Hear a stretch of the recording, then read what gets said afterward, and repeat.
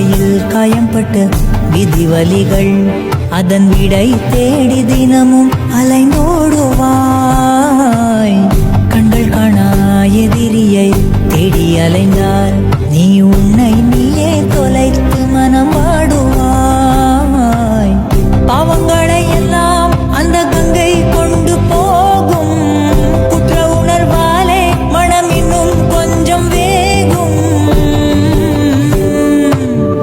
இன்று உன்னை அணிகின்ற புத்தம் புது மாலை ஒரு நாளைக்குள் வாடிவிடும். நடப்பதை யார் அறிவார்?